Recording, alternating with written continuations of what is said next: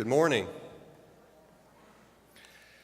I want to welcome everyone to the 2017 Third Annual College of Health Science Scholars Day.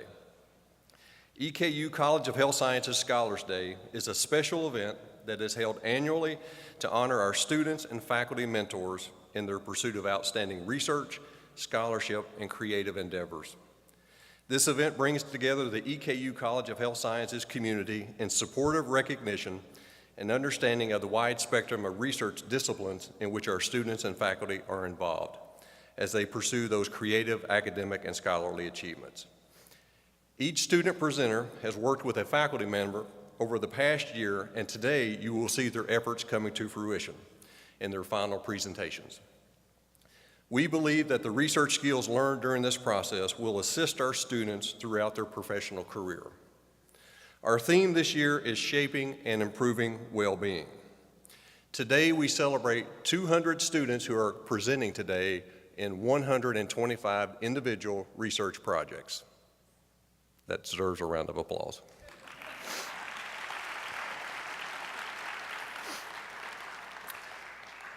New this year for the College of CHS Scholars Day is we have 3 different research categories of which students could submit this year. First, the traditional research poster. A second is disciplines application innovation poster, and the third is a case study research poster. These additional research categories truly reflect the diversity of our college and our respective degree programs from the associate's degree all the way to the doctoral level.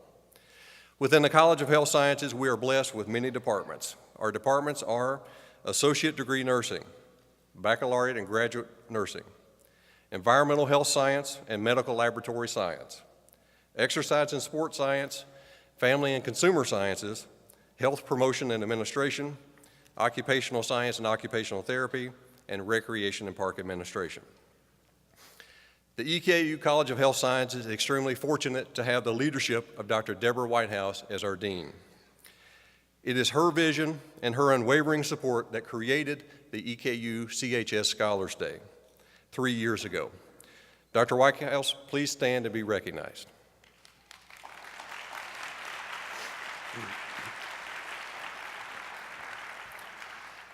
I would also like to extend a sincere thank you to our many community partners, our stakeholders, our friends, alumni, and family members of our student award winners and presenters who are in attendance today.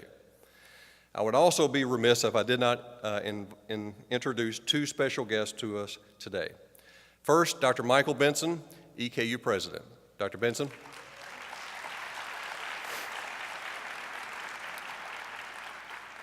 Dr. Jana Weiss, Provost.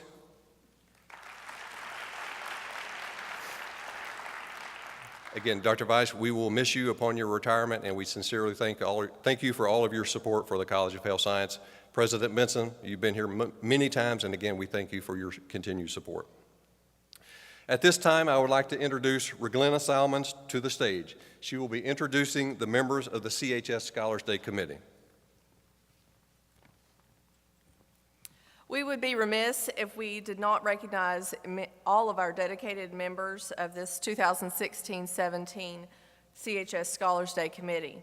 These individuals have worked diligently throughout the year, coordinating this event, working hard together, and having fun in the process. Unless you have served on this committee, you may not truly appreciate all the work that goes into today. This has been a great group of professionals to work with, and I'm indebted to each of them. Please stand and remain standing as I introduce you as our committee members, and hold your applause until I've introduced all. Crystal Hackney, Donna Corley, Jill Cornelison, Clint Pinion, Joel Cormier, Noah Nedlinger, Julie Laszlo, Christine Pravat, Michael Bradley, Michael Ballard, myself, and Molly Pingleton. I notice there's just a few of us in here, and some are still out front taking care of behind-the-scenes things. Let's all give them a round of applause.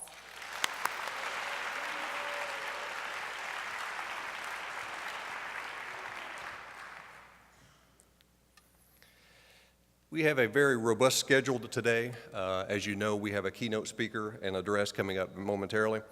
Following that, we will have an awards presentation, and following that, we will actually have our presentation of the research posters and also a reception outside as well. So again, please take part in all of those activities. The CHA Scholars Day would not be possible without the dedicated and caring faculty members that serve as mentors to our students. I would ask that our faculty mentors also stand to be recognized. Again, please hold your applause while we introduce our faculty mentors. I'll go through these rather quickly. Kathy Anderson, Michael Bradley, Renee Causey Upton, Brian Clark, Allison Connell, Donna Corley, Joel Cormier, Michelle Gherkin, Rachel Harrington, Derek Holcomb, Melanie Johnson, Sherry Jones, James Kleiza, Michael Lane, Lori Larkin, Jason Marion, Amy Marshall, John McChesney, Shirley O'Brien, Doris Pierce, Christine Pravat, Gina Perdue, Matt Sabin, Fontaine Sands, Camille Skubik-Peplaski, Kathy Splinter-Watkins, and Tracy Spiegelman. Let's please recognize our faculty mentors.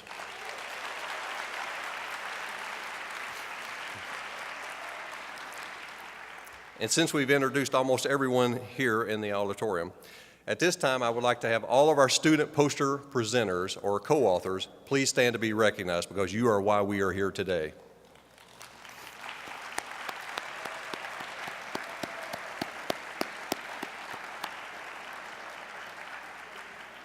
Thank you. I am extremely pleased and honored to introduce our keynote speaker today, who is truly a friend to EKU and especially to our departments in public health. Dr. Thurman is a U.S. Centers for Disease Control and Prevention Career Epidemiology Field Officer who has been assigned to the Kentucky Department for Public Health since August of 2002. He earned a PhD in epidemiology at Emory University in 1996 after an earlier master's degree in psychology and a term with the U.S. Peace Corps, where he was introduced to public health through an assignment to build a district immunization program in Liberia, West Africa. He joined the CDC via the Epidemic Intelligence Service and was assigned to the Indian Health Service, headquarters epidemiology program in Albuquerque, New Mexico from 1996 to 1998. He subsequently served IHS as their national hepatitis coordinator from 1999 to 2002. During his time at KDPH, he is focused on building epidemiological capacity and public health preparedness, working on numerous outbreak investigations, deploying nationally and internationally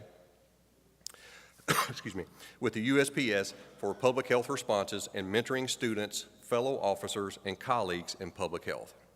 Currently, he serves as the Deputy Director of the Division of Epidemiology and Health Planning and is the interim state epidemiologist of Kentucky. Please join me in providing Dr. Doug Thurman a warm EKU welcome.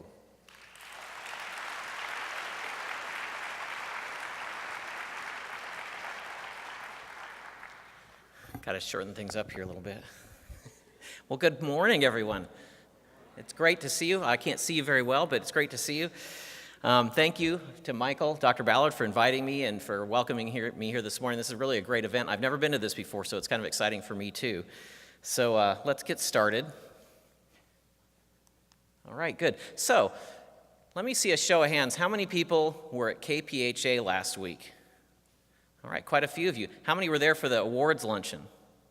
A few of you. So the people that were there, recall that I said as I went up to give the awards for the posters that I managed to drop my last bite of cheesecake down my whole uniform, and it hit every piece of clothing, including my left sock. And so I took my service dress blue, which you saw in the picture above, I took them to the dry cleaners last week, and I was thinking, well, great, I'll get them cleaned up, forgetting that I had to be here today, and I should be wearing my service dress blue, so that's why you're treated to the exciting summer whites today. So I was trying to suck my stomach in because, of course, white makes you look bigger, but the best part of it is I will be the butt of many jokes when I get to work, because the few times that I've worn the whites, I'm called the good humor man. Now, I just want to note, that guy kind of looks like me, but I don't have the the stripe holster or the black belt or the bow tie or the coin changer. So, but to get even more accurate, then I'm often called, for those of you who have been around long enough, Captain Stubing.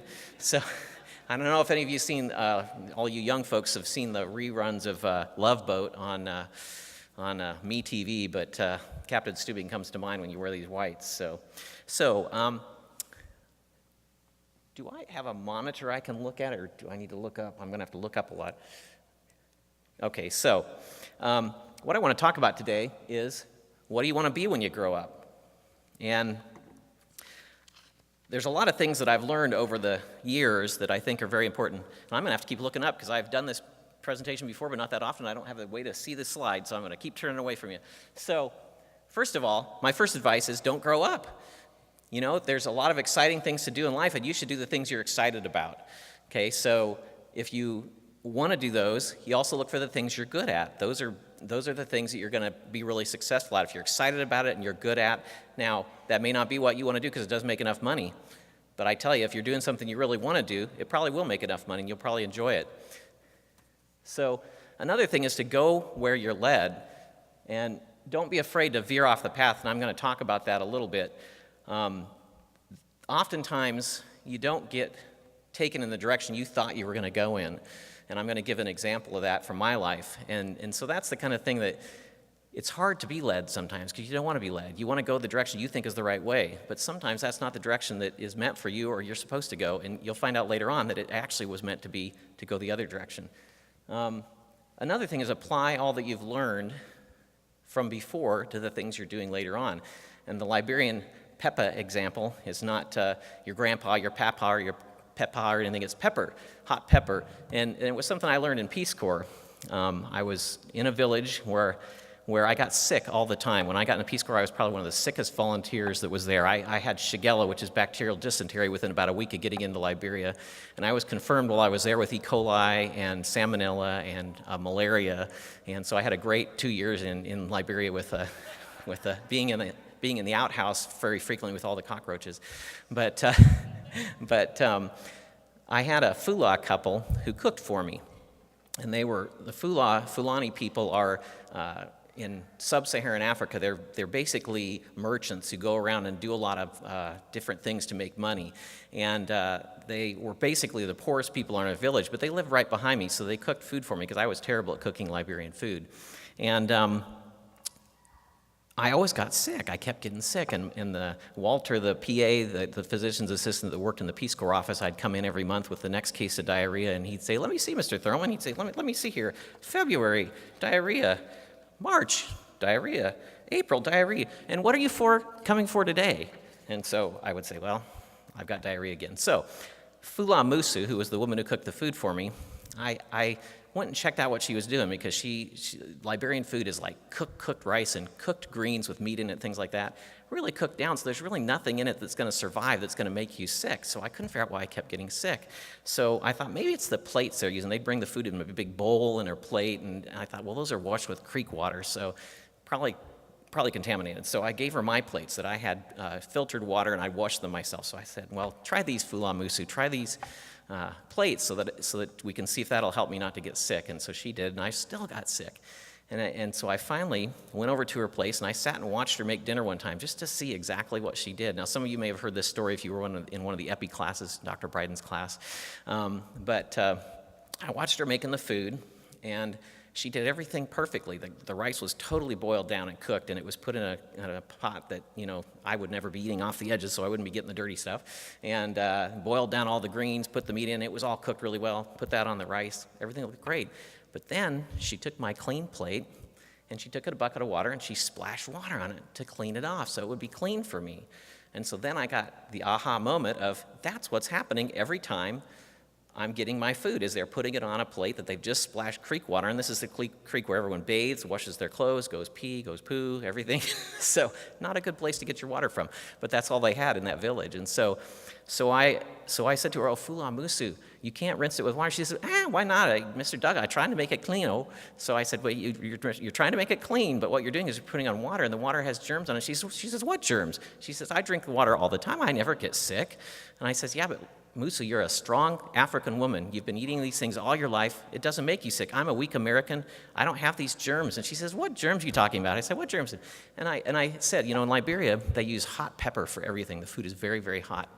And I said, Musa, when you cut your pepper, you put your pepper in the food. I said, you wash your hand, it's all gone. She said, yeah. And I said, but what if you rub your eye? And she said, it boings. And I said, that's right, because what is that pepper? It's still on your finger. Can you see it? And she says, no, I can't see it. And I said, well, it's still there, isn't it? I said, that's just what germs are. They're so small, you can't see them, but they affect you still. And that lesson came back when I was back in Liberia for Ebola. I could use that same analogy later on. So the things you learn to do in life at one point may come back to aid you later on. So think about those things. Do the best at whatever you do. And of course, that's a lesson a lot of us old people know.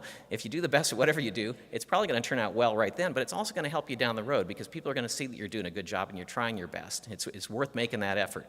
And then finally, don't burn too many bridges, at least all the way down to the ground, because a lot of things that you do in life with certain people are going to come full circle back around, and they are going to come back, and you're going to see those same people in life. And public health is not a huge world. There's a limited number of people in it, and you tend to run into them over and over and over again. And so something you did 20 years ago may come back and visit you again. All right, so what do these things have in common? Well, Dr. Ballard read off all of my background. Math, science, which you didn't hear about, art, psychology, Peace Corps, Emory University, and CDC. So what do those things have in common? Well, they got me into public health.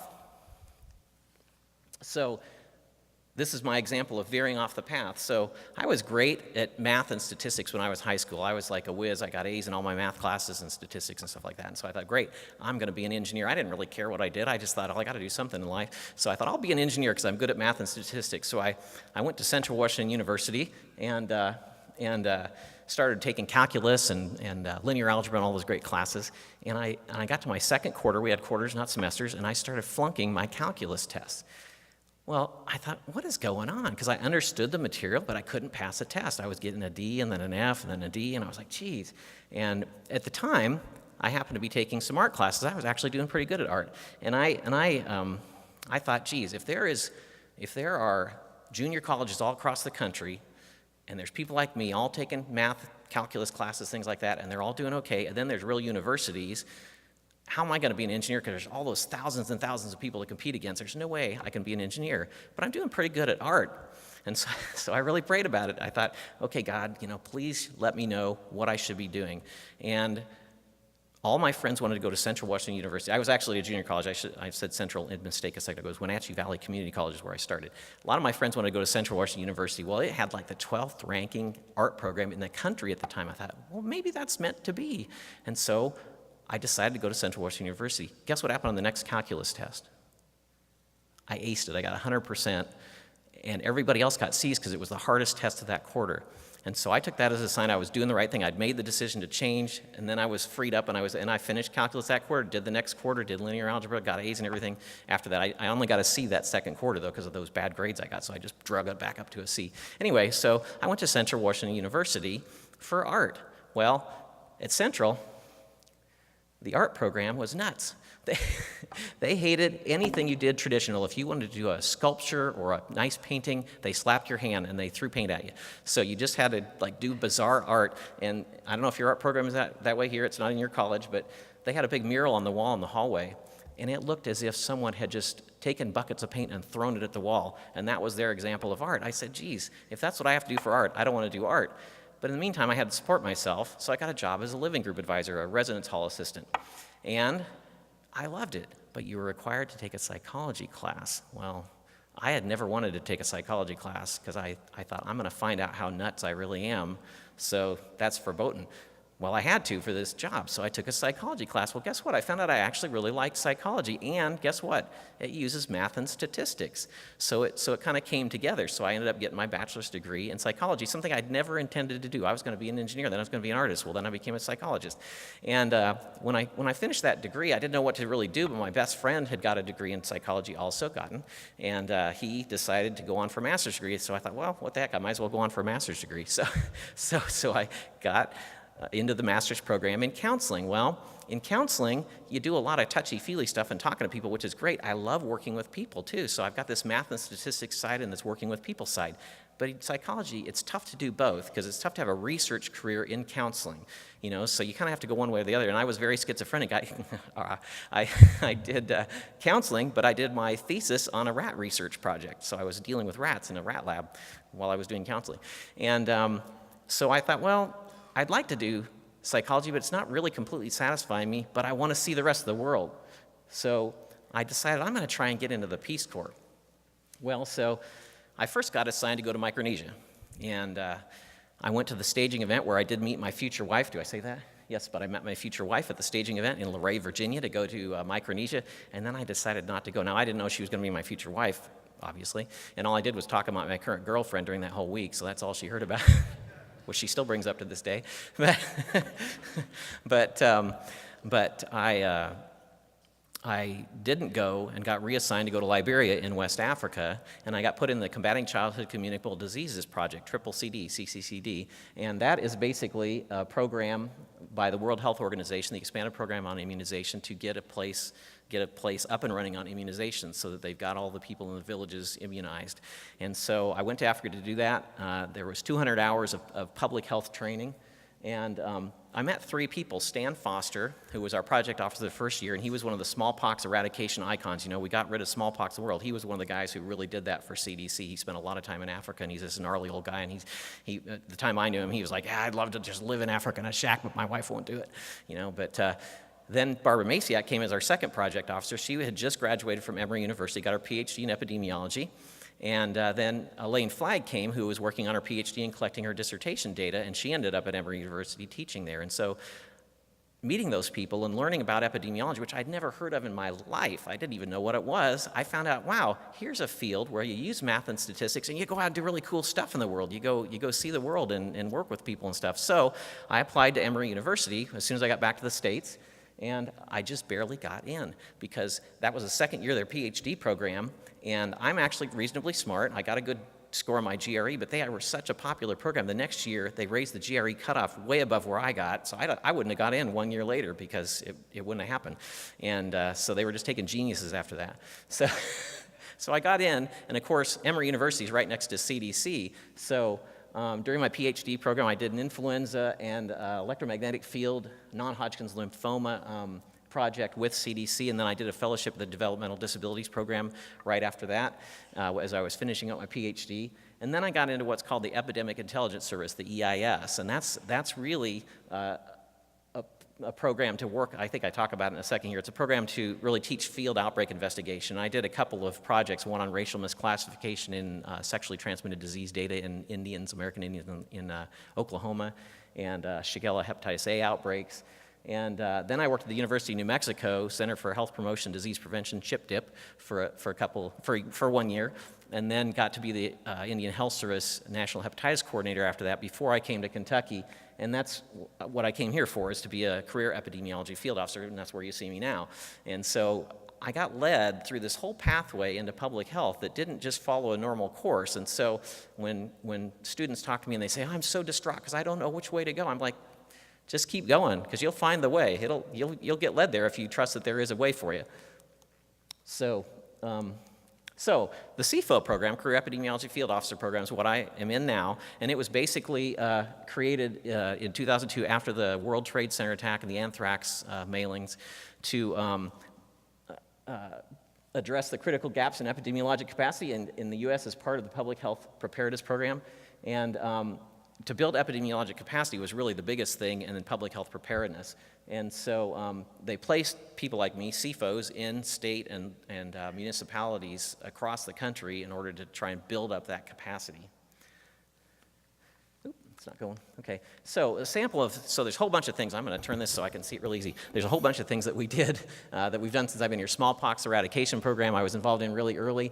I helped create an epidemiology job classification series so people could actually progress in their careers here in the state health department, which didn't exist before. Outbreak investigation coordination. I started an effort called Building Epi Capacity in Kentucky, the Becky movement, which some of you By the way, the next meeting is November 1st. If anyone's interested in coming, it's going to be in Versailles, Kentucky, so not far, if anyone's interested in coming to that. Epi Rapid Response Teams, which I'm going to talk about briefly, the Kentucky Public Health Assistance and Support Team, KFAS training for students to learn about what we do in public health responses, so if we need students to help out, they're available to do that. The CASPR, that's the Committee Assessment for Public Health Emergency Response Survey Methodology. That's a methodology to use during disasters to collect information quickly so you can respond to public needs. Environmental health work, we've had lots of environmental investigations like harmful algal blooms. And then right now, a lot of informatics initiatives. We're working on how to build up our capacity to collect data and use it effectively. I know this is all really boring, but anyway, so the one thing that's really exciting is outbreak investigations. So I get to get involved in outbreak investigations really regularly because they're happening all the time in Kentucky, or some sort of investigation. It's not always an outbreak, but something that's going on. Like, for example, right now we've got a psittacosis small investigation. Psittacosis is a disease that affects birds primarily, but it can infect like pregnant women and people that are immunocompromised, things like that. Well, we had a shipment of birds come in from somewhere in, I think, Illinois, and a couple of birds tested positive for psittacosis in a pet store in northern Kentucky. Well, it turns out then some other birds were shipped to some other stores in other places in Kentucky, and so now we got to test those birds, and we got to put up warning signs and make sure there's not people getting interacting with those so they prevent any cases of illness. So things like that happen on a daily basis. Let me tell you, you don't even want to know what's happening in Kentucky most of the time. so there's a lot of specific areas. Outbreak investigation is a specific area of public health, but there's lots of tools for it, and there's the 10 steps of an outbreak investigation. We have the Red Book, the Controlled Communicable Diseases Manual, Kentucky Foodborne and Waterborne Disease Investigation Manual, the CDC website. But the point I want to get to here, because we're talking about a lot of different disciplines, is all these kind of investigations require all the public health disciplines and all the health sciences disciplines, and I'm going to give you some examples of that. So before I get to that, real quickly, I told you I'd talk about Epi Rapid Response Team. So that's a program to train local health department environmentalists and nurses and epidemiologists and other folks about how to do a field outbreak investigation. And the point of that is to get capacity at the local level so that people are able to respond quickly there, and then the state can assist with advice or direction or guidance from our level and get the information in quickly and try and prevent further cases, try and prevent deaths, things like that. And the reason that we do that, the whole perspective is that we need all those different disciplines, especially the nursing, epidemiology, environmental health, but also lab, also preparedness. There's all kinds of groups that need to be engaged and involved in that, because why? Each person has their own training and their own experience that are different from the others. And if you ask a nurse who's looking at a case, what's going on, she's going to look at the clinical symptoms. If you ask an epidemiologist, they're going to be looking at the risk factors. If you ask an environmentalist, they're going to be looking at what are the environmental risks that are going on. So everybody has a different perspective, and each one of them is important. And we've had some huge missteps when we didn't include people all together because the outbreak investigation goes awry because people didn't learn the things together that they could have shared and used effectively. So let me talk about the salmonella outbreak of 2012. That was started in Kentucky late July. We had the regional EPIs, we have a series of regional epidemiologists across the country, and they noticed that there was a real increase in cases. And so they wanted to figure out what was going on. It was mainly in western Kentucky to start with, and so we got salmonella samples from the patients, and we looked at the data, and it really confirmed what was going on. So here's a graph which some of you have already seen in one of the classes I did, or the KFAS training, or the Epi Rapid Response Team training. What you see here is on the blue bars, that's the 2008 to 2011 average number of cases per week. MMWR is the Morbidity Mortality Weekly Report, and they track the cases of illness across the United States. And so for Kentucky, the blue bars represent what the kind of normal level of salmonella is. And you'll see that on the right-hand end here, it raises a little bit during the summer because this starts at the very beginning of the year and goes through the year to week 39, so it's not the whole year, but like 3/4 of it. And then you see the yellow bars, which is 2012. What do you notice? Well, there's a giant raise in week like 29 through 35. So the number of cases went up dramatically. It wasn't just a small amount. So the EPI investigation proceeded. The lab sciences that were used, they identified two patterns, 0324 and 0926. Those are just the lab codes they gave for them for those salmonella strains that were excess. And we started to see an association between illness and melon consumption, so watermelons and cantaloupes. We started to see that the people who were sick tended to be more likely to have watermelon and cantaloupe consumption in the time frame when they would have been exposed. And we did an enteric disease questionnaire and got that data and looked at it, and then we also did a melon questionnaire. So we actually started specifically asking what kind of melons did you eat, when did you eat them, where did you get them, that kind of stuff, so we could gather that information. Vona was, I think, involved in this too. We had a lot of people involved in this investigation, and it was very comprehensive. So we did a melon trace back, and that's where environmental health came in. They had to trace back and find out where these melons came from. So this is the lab work. So this is very busy, but this is the bars of how many salmonella cases total, and each one of those little boxes, it's a little bit different color, represents a different strain of salmonella. So the first thing I said, when I say things are happening in Kentucky all the time, look at what's going on all the time. Okay, those are salmonella cases on a regular basis, but look in the middle, you see those bright red bars, so there's a bunch of cases of a particular strain, and then there's a couple others. I don't know if you can see, there's like this one here, there's these light blue ones, have some excess cases at the same time. So there's a couple different salmonella outbreaks going on, but related to melon consumption, all of them. So the environmental investigation, we looked at there, and we did an enteric questionnaire and then the melon questionnaire to try and gather information, and particularly where they purchased the melons, where things came from. And the food safety branch analyzed this data and aggregated the purchasing data and arranged site visits, and the melon supplier questionnaire, which got information from the individual people, talked about the sources where they got their melons from. And so we went out and inspected those. The environmental health branch went out and inspected those operations to see if the stores were clean, what they could get. And they actually collected some melons and tested them and swabbed the facilities for contamination. So we were trying to look at the store end of it. Is there contamination in the stores themselves? And so here you can see, when we look at grocery stores 1 and 2, there was 2 stores particularly involved. And you don't have to worry about the chart so much, but 90% of the patients, 9 out of 10 with outbreak pattern 0324, had gotten their melons from one of those 2 stores, where the background rate of people getting melons from those stores was only 37% of people who didn't get sick. So you saw this huge difference that a lot of people got their melons from those 2 stores. Now, it's only 10 people, but that encompassed a good chunk of the outbreak. Okay, so when we started doing a trace back, so they started looking where those melons come from, well, it turns out all of them trace back to one farm in Indiana. And it took a little bit to figure that out, because one of the stores, we got that information fairly quickly. Another store didn't have any shipping labels that said that could be traced back to that farm through any distributor. And at the very last meeting that environmental health had with this store, this grocery chain, one of their lawyers said something that clued one of our investigators out, that they hadn't given them all the shipping information. And so they requested, hey, what you just talked about, do you have information on that? And they did, and so they gave them the additional information. And by golly, it traced back to that same farm, so they did have melons that had come from the same farm. So it all linked back to one place. So here's a map, and you see on the western Kentucky end, there's a little cluster over there. Those were all, the people in western Kentucky where it was found first mainly got their stuff from roadside stands, where on eastern Kentucky, you could see kind of a pattern, kind of east to west and north to south. Well, that kind of follows the highways, I-75 and then 64 over to the Bluegrass, is it Bluegrass Parkway? What's the one that goes in eastern Kentucky?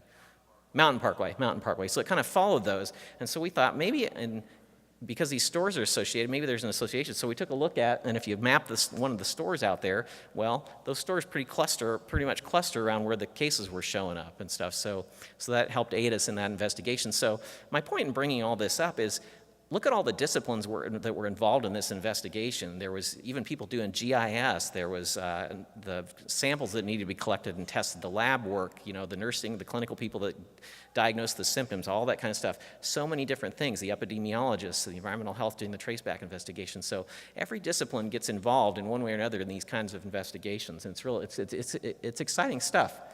So let me talk about Liberia. So I got the privilege of going to respond to the Ebola outbreak in Liberia. Has anyone heard my Ebola talk? Anybody? Couple people. So I have a whole presentation about that. I'm not going to go through that today, but just to give you a couple little quick facts about it. Once again, the fun things you get to do in public health. So I like to show this because Ebola is carried in the animal species. So then once again in public health, we're talking about we need veterinarians. We need people who understand animals and how they interact with people and stuff like that. In Africa, there's not a lot of sources of protein in a lot of places, so people eat what they can get. And in fact, I did a talk for some radio broadcasters. I'll show you a picture of them in a little bit. And I made the statement, which CDC was promoting at the time, you can't eat bushmeat, don't eat bushmeat. They laughed. They're like, well, what do you want us to eat? Because there was nothing else. That was the meat that they would get, was whatever bushmeat they could find. So that wasn't a solution to say don't eat bushmeat. It was like, how do you portray the risk to them when you've got bats like this? That's a bat, and that's the kind of fruit bat that people would catch and eat. And those are the ones that particularly carry Ebola. And they don't get that sick. They might be a little bit sick, but they don't die from it. So there's a risk there. And of course, the ones that are a little sick, those are the ones that are probably easier to catch. And then people are out there slaughtering them in the bush and getting blood on them, getting infected with Ebola. And so that's how it gets into the human population frequently. So I often say when I show this picture, that's not a flying bat, that's like a flying raccoon. Look how big that is. That's a good source of protein. So now, I tried to wrap in apparel design and merchandising because I know that's part of the group here.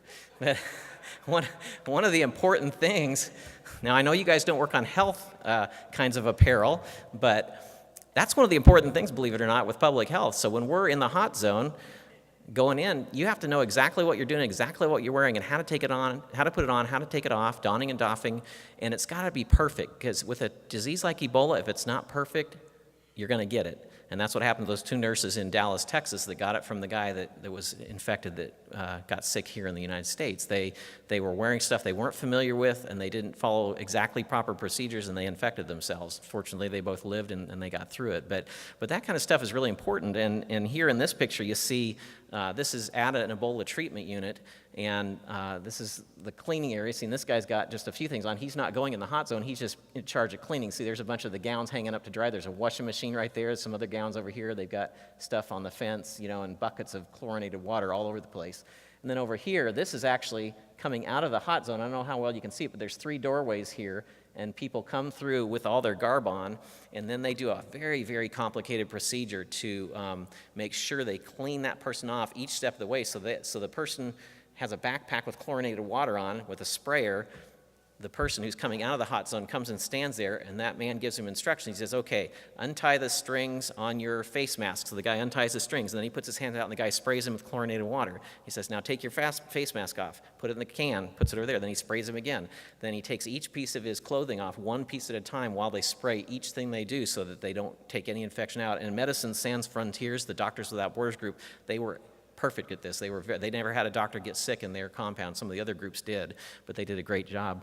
And this picture that's Dr. Tom Frieden from CDC coming out of the hot zone. So while I was there, he got to go and visit, and he went in and came back out. And you'll notice, I don't know if you can see, he's really sweaty. So this is where your apparel design comes in. How do you do these things to keep people cool at the same time that they're in the tropics in Africa trying not to get infected with Ebola while they're in seeing patients? It's a huge issue.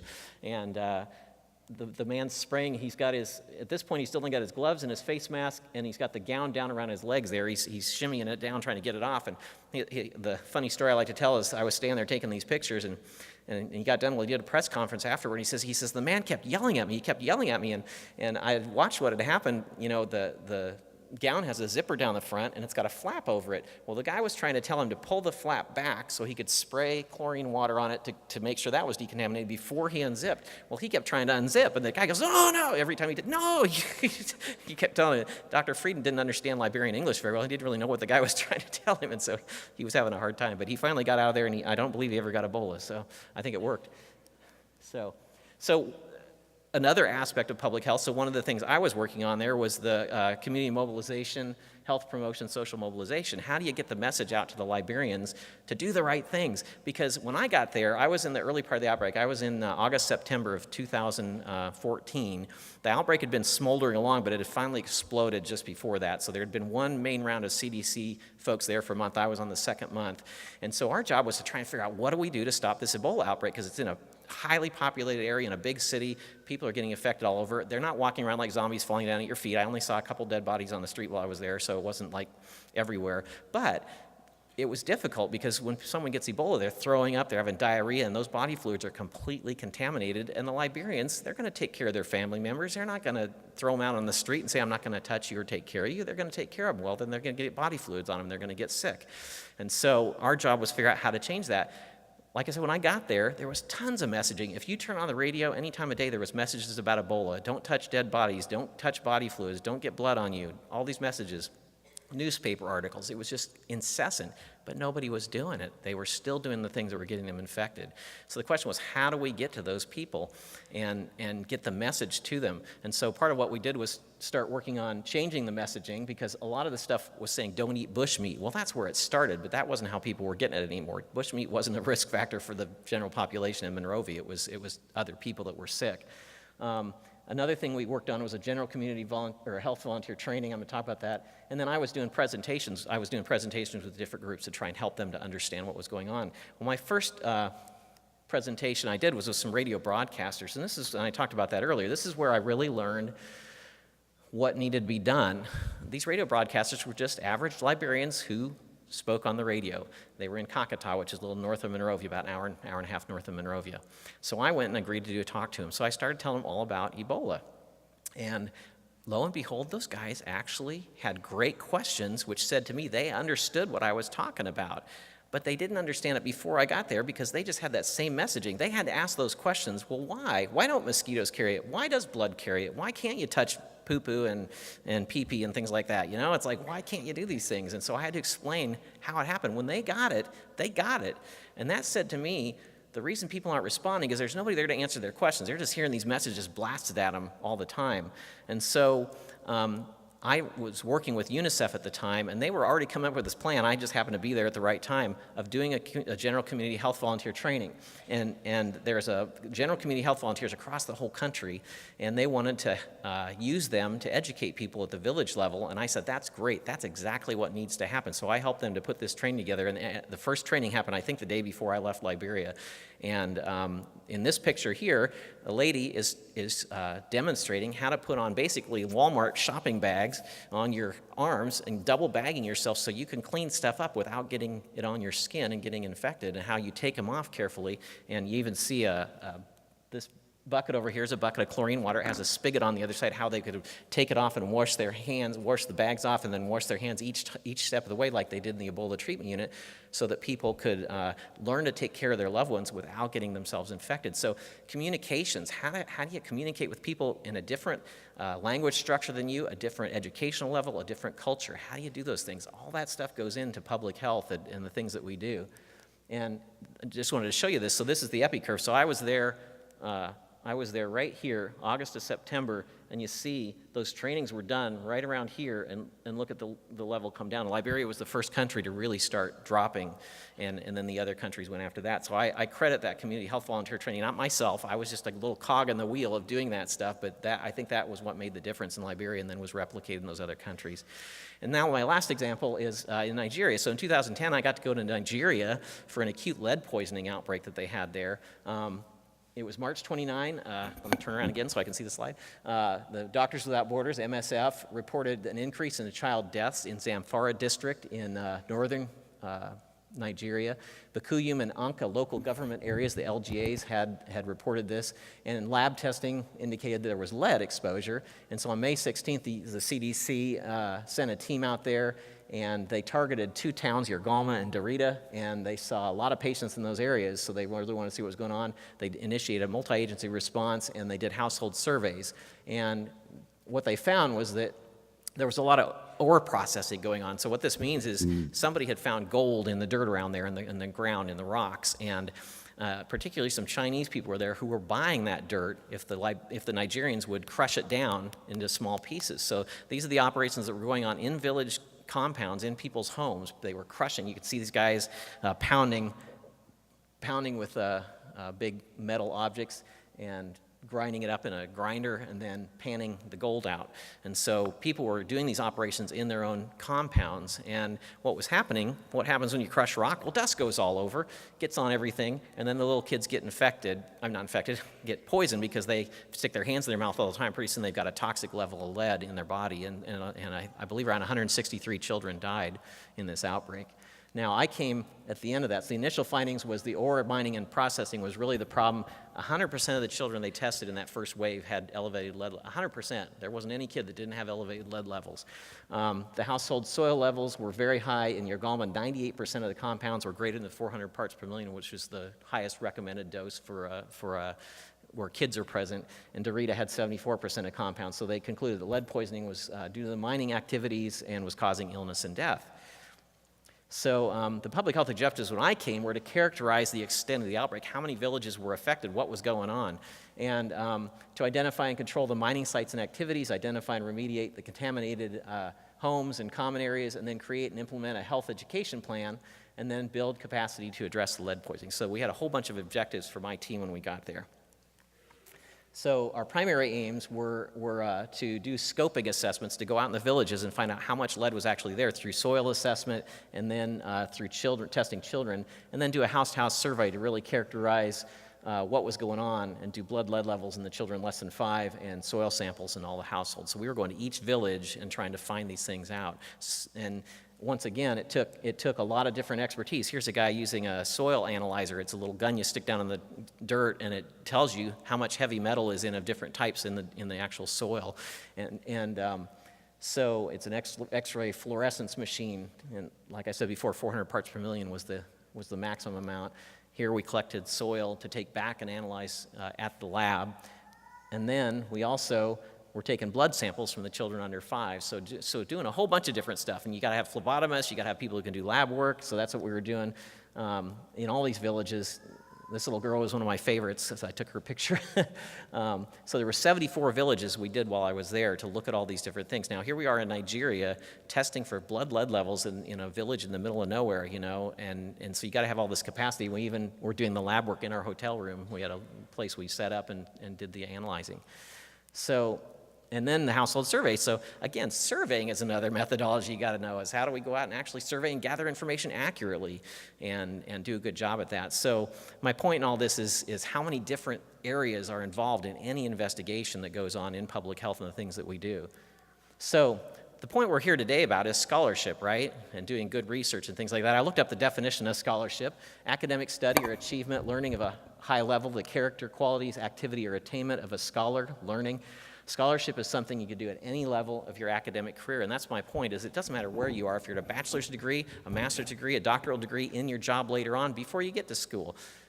Scholarship is something you could be applying to your life on a daily basis and using it effectively to really do what you want to do, because your job is to really think through things to get to the truth. You know, it really is all a thinking game, and that's what epidemiology is, what I'm fascinated with. You're fascinated in that or something else.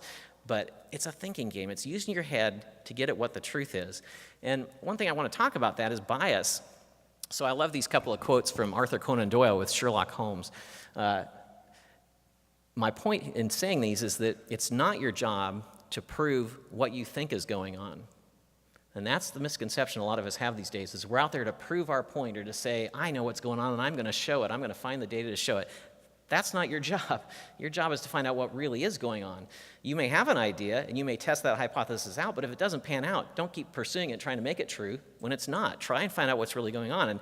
And Arthur Conan Doyle really stated that nicely. He said, it's a capital mistake to theorize before one has data. Insensibly, one begins to twist facts to suit theories instead of theories to suit facts.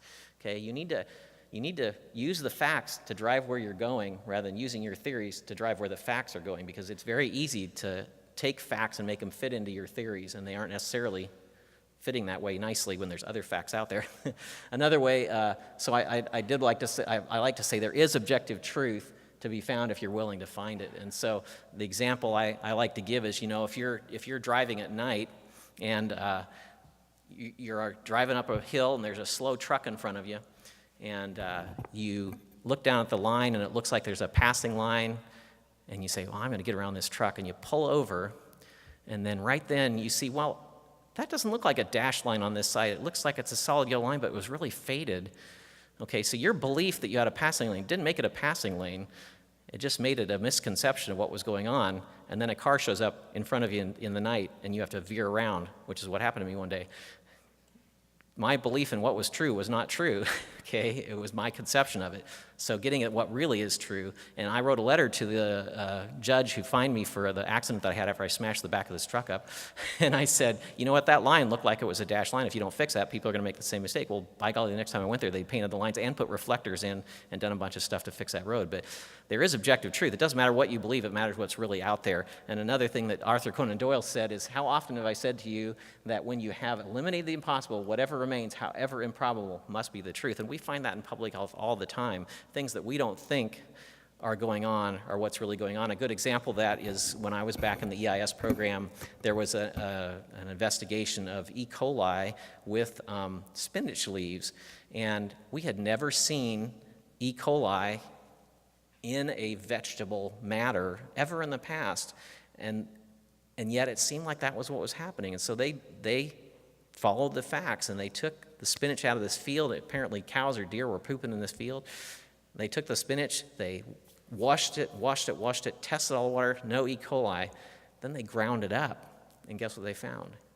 E. coli. It was inside. It was actually vascularized inside the leaves of the spinach, and so we found a new mechanism for transmission that we did never know before, and now, over the years, we found a number of different mechanisms like that were never known before, and so we see E. coli a lot of times in vegetable and plant matter, not just in beef like we normally expect.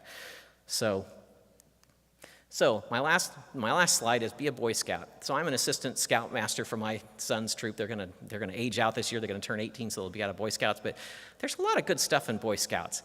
And be prepared, of course, is their motto, which in public health, I mean, you got to be prepared all the time. And the joke is Friday afternoon at 4:30 something happens. Well, it does almost every Friday afternoon. It's not a joke. I mean, it really does. I can give you example after example where we're sitting there at 4:30, the phone rings, and somebody says, I've got an outbreak of this going on. What do I do? And so then we got to go deal with it right then and over the weekend.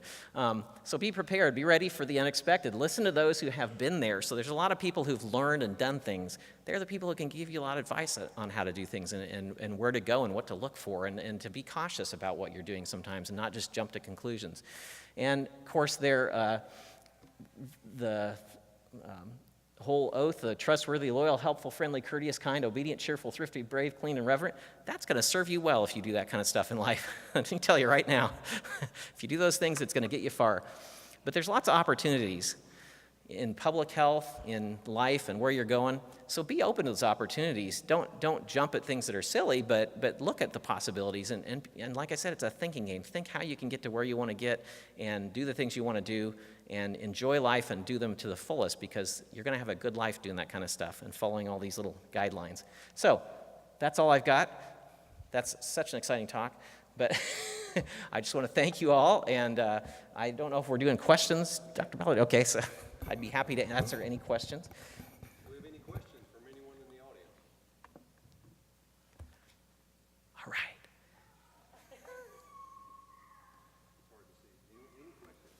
I'd be happy to answer any questions. Be brave if you have a question. Joseph. I've already asked this question before, but many people may have not asked this question and are not sure. Some people might not know about how many options they have after getting out of public health, especially getting a master's degree or another, an MPH or an MSPH or something like that. So, A lot of people are concerned, for example, about how to get experience, how to get past the old catch-22. But I just learned recently that there was many options for that. What would you think are some of the best options for those students to consider, for example, to get that experience, should they have not taken an internship or a practicum yet? yeah. Okay, so Joseph's added, just for those who couldn't hear, he's just asking, what are the opportunities to get experience, because there's that catch-22 of you've got to have experience to get a job, but how do you get the experience so that you can get the job? So what are the best opportunities for that kind of stuff? And so Joseph and I were talking about this at KPHA last week, and that's why I mentioned that he's asked that before.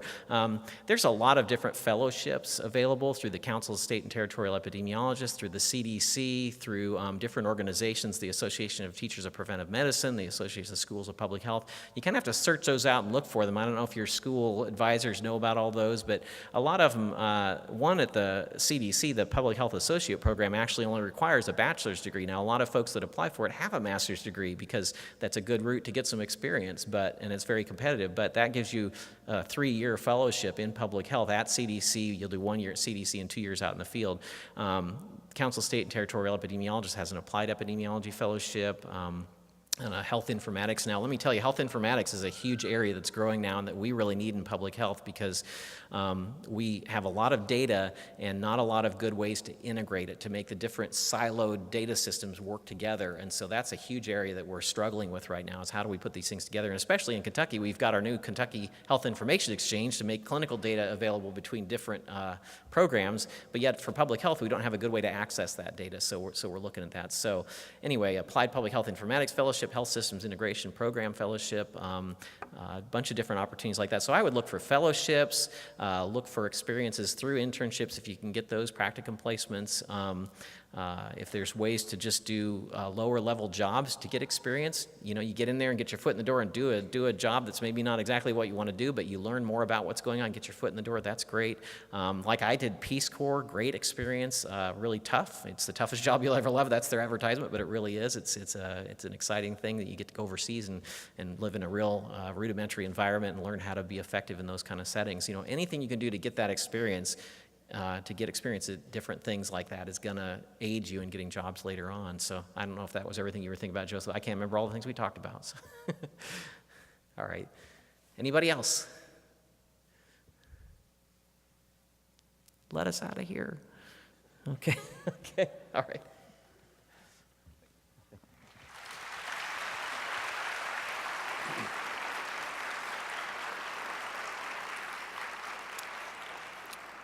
Again, thank you to Dr. Thurman for an outstanding presentation. Reglena Salmons has a few tokens of our appreciation to Dr. Thurman.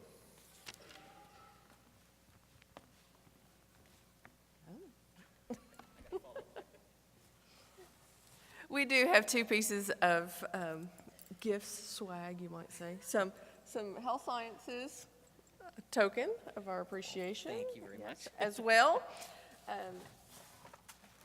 Many of you may know that Dr. Jill Cornelison and her extended family ran the Bybee Pottery here in Madison County for many years. It is now closed down, but we are able to get a few special pieces, especially for a day like today. So please take this, and there's some information more about the pottery on it in here as well. So thank you so much for taking time for us.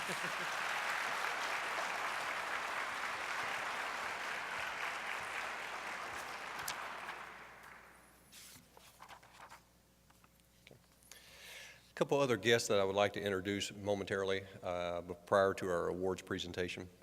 Mr. Derek Ramsey, please stand.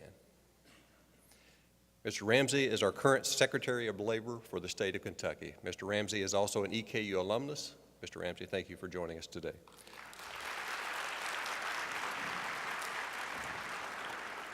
A couple other friends that I would also really quickly like to announce. Nancy Crew, who is our Madison County Health Department Director, and I cannot see anyone else out there, so I don't know where Nancy is, but Nancy Crew has been a true advocate and true partner and stakeholder with us. So Nancy, if you're in the room, thank you for attending as well.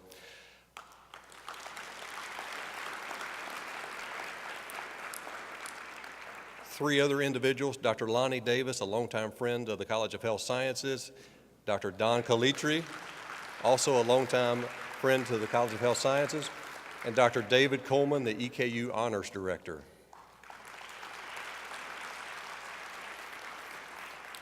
Now it is my distinct pleasure to welcome Dr. Michael Bradley to the stage. He is also a member of the CHS Scholars Committee. He will also do the presentation of awards. Dr. Bradley.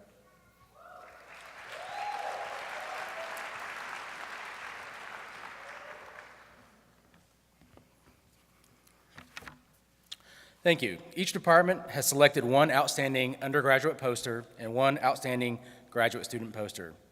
It is my great honor and privilege to introduce our award winners today. Excuse me. I would also like to extend a sincere welcome and thank you to the family members and friends of the award winners in attendance today in support of the winners. The awards today will be presented by Dr. Deborah Whitehouse, Dean of the EKU College of Health Sciences. Also joining us on stage for the awards is we will be taking photographs of each award winner today and sending photos to their local hometown newspapers for publications. The awards will be presented by department in alphabetical order. As I read the department name, I would request that department chair make their way to the stage. Baccalaureate and Graduate Nursing, Dr. Mary Clements, Chair. The Undergraduate Award, Jenna Ebby, the efficacy of school-based interventions in the treatment of childhood obesity in rural communities in Kentucky.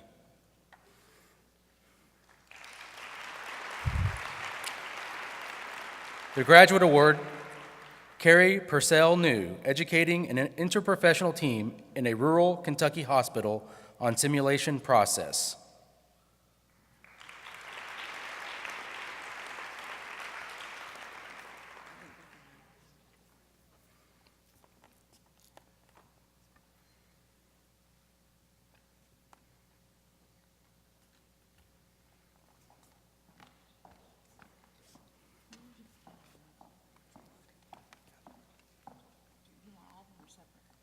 Together.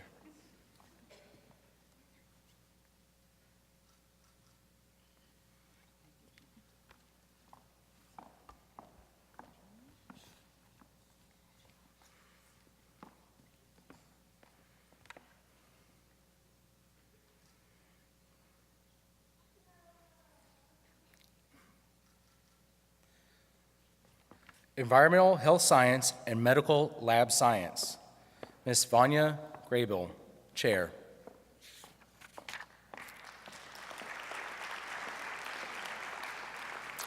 The Undergraduate Award winner, Stephen Petz and Corinne Schwab, the relationship between excess nutrients and cyanobacteria growth in Lake Reba.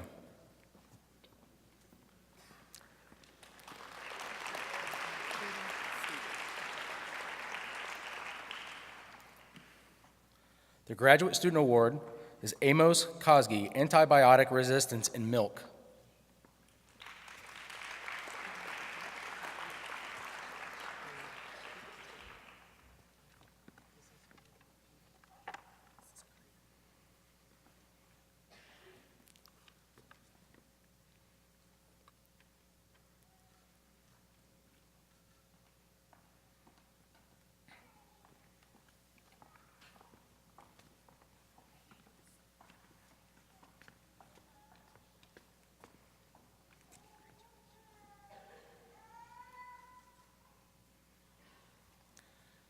Exercise and Sport Science, Dr. Eric Fuchs, Chair.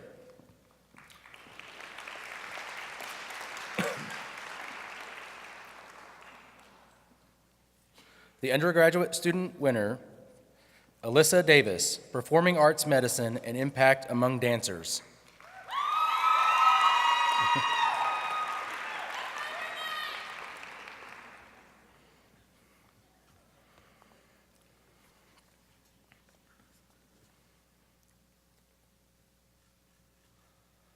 The Graduate Student Poster, Ryan Bean and Lean Dorente, Examination of Relationship between Depth Jump Box Height and Force Production.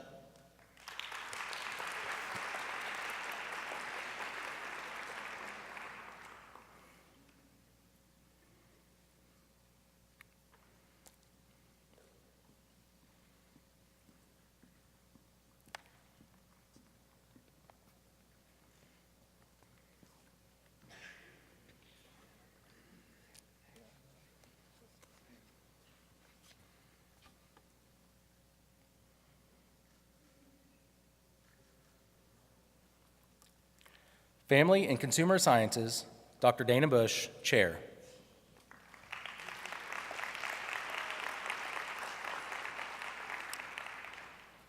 The award for the undergraduate poster is Lakin Campbell and Kelly Holland, Nutritional Values Learned Abroad.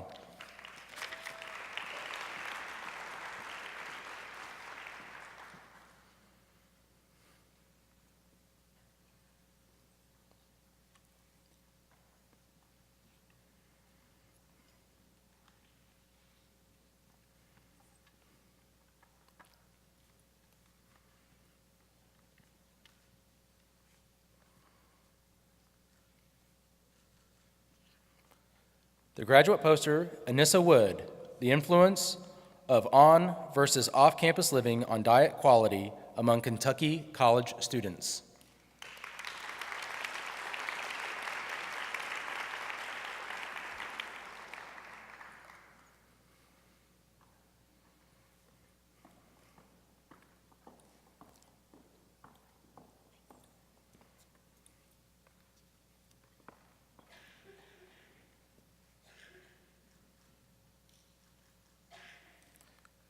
Health Promotion and Administration, Dr. Michael Ballard, Chair. The Undergraduate Award, Shira Jones, an Emergency Preparedness Inventory Management Database to aid government organizations.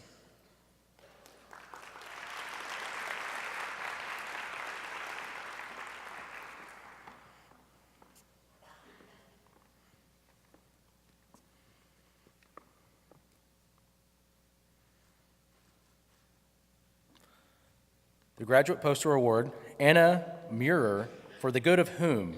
Employee perceptions, beliefs, and attitudes concerning mandated health behaviors and worksite wellness programs.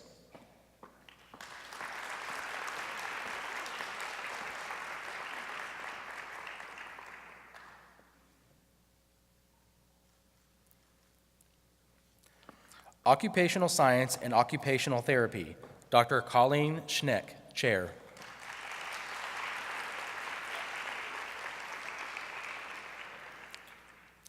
The undergraduate poster, Bailey Bear, Adaptive Horseback Riding from the View of the Participant.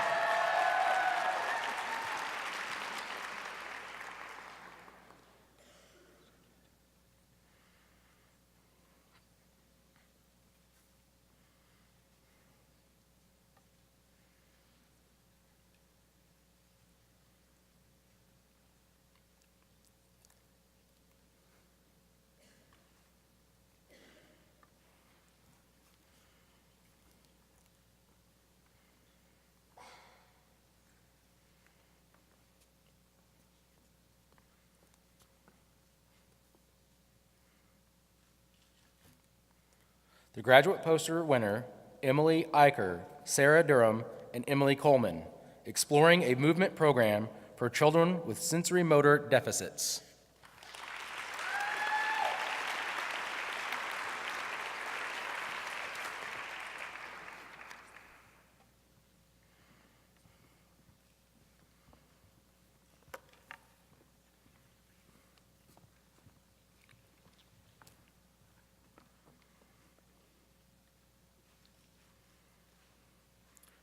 Recreation and Park Administration, Dr. John McChesney, Chair.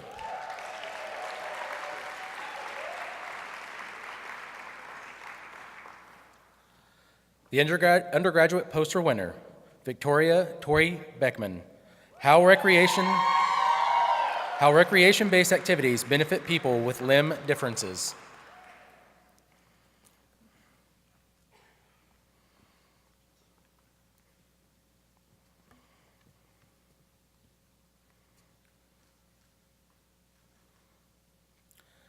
The graduate poster winner, Zachary Creech, Shaping Benefit Perceptions Through Exposure to Tourism Development.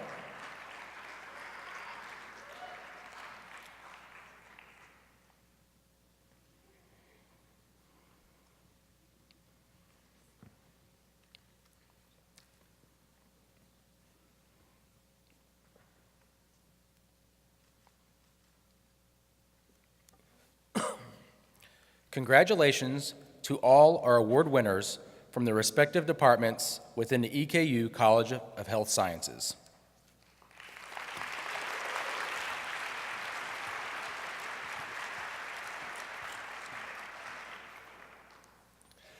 This concludes our awards presentations today. Now we are ready to celebrate the 125 research posters that await you out in the main lobby and on the second floor lobby. I would also respectfully request that you spend time interacting with a lot of our students today. A lot of work and effort has gone into creating their poster, and we want to truly recognize their efforts. We also want to encourage you to enjoy the great catering that is provided by Thompson Catering. Thank you again for attending the CHS third annual Scholars Day and enjoy our research posters. Enjoy the posters.